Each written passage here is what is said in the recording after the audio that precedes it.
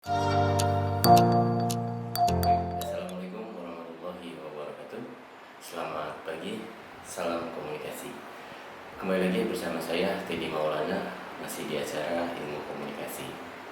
Pada kali ini pertemuan pertama kita di ilmu komunikasi, kita akan membahas tentang fotografi. Oke, bagi teman-teman yang suka memotret, memoto, bisa ikuti pertemuan kali ini. Kita akan mulai dari kamera. Apakah itu kamera?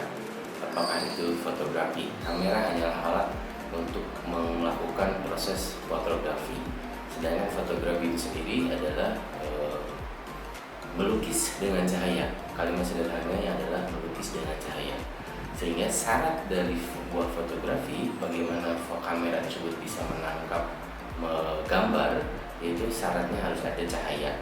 Jika tidak ada cahaya, otomatis tidak bisa dilakukan proses fotografi. Kita mulai dari analogi.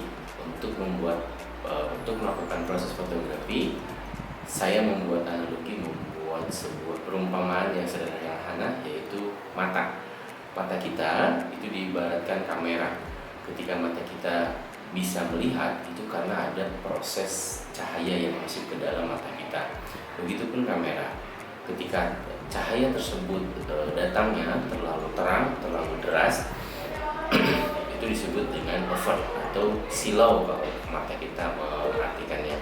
Tapi ketika cahaya itu justru sedikit atau kurang, maka itu akan gelap, sehingga mata kita akan membuka selebar-lebarnya agar cahaya yang masuk banyak. Istilah tersebut saya gunakan agar lebih mudah.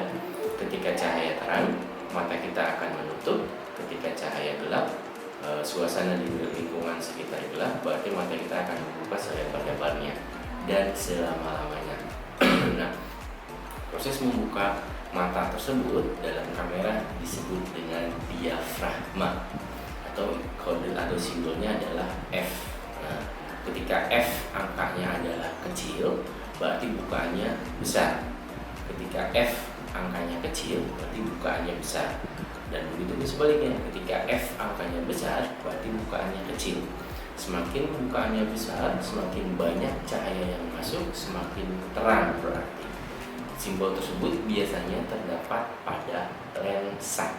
Biasanya terdapat pada lensa untuk kamera-kamera sekarang, kecuali dalam handphone. Dalam handphone nanti akan ada yang disebut dengan bukaan atau diafragma. Selanjutnya yaitu kecepatan membuka menutup mata tersebut. Ketika kita membutuhkan cahaya yang banyak, banyak, itu kita harus membuka mata dengan sangat lebar, membuka mata dengan sangat lama, sehingga cahaya yang masuk itu akan banyak. Waktu tersebut disebut dengan shutter speed atau kecepatan membukanya, menutupnya.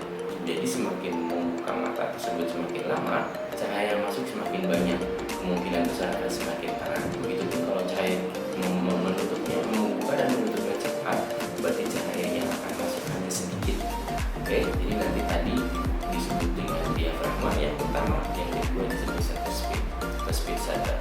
Yang ketiga yang disebut dengan ISO, itu kepekaan sensitivitas terhadap cahaya. Semakin besar angkanya semakin terang, berarti semakin sensitif terhadap cahaya, maka akan semakin terang. Nah, ketiga ini triangle exposure disebutnya, yaitu segitiga exposure untuk mengatur cahaya yang masuk.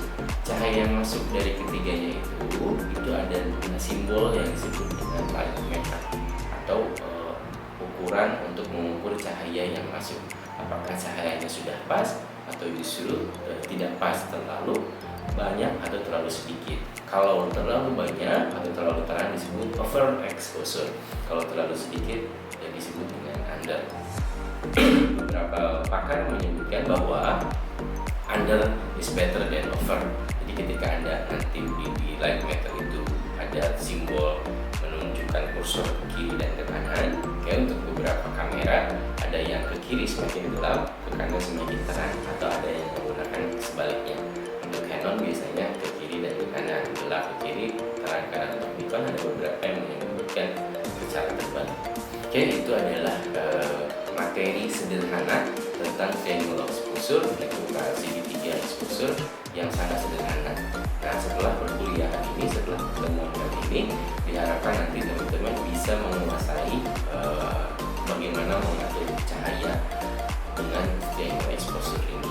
Oke, nanti hasil dari foto Anda bisa dikirimkan lewat email. Itu saja pertemuan kita kali ini. Terima kasih. Assalamualaikum warahmatullahi wabarakatuh. Salam.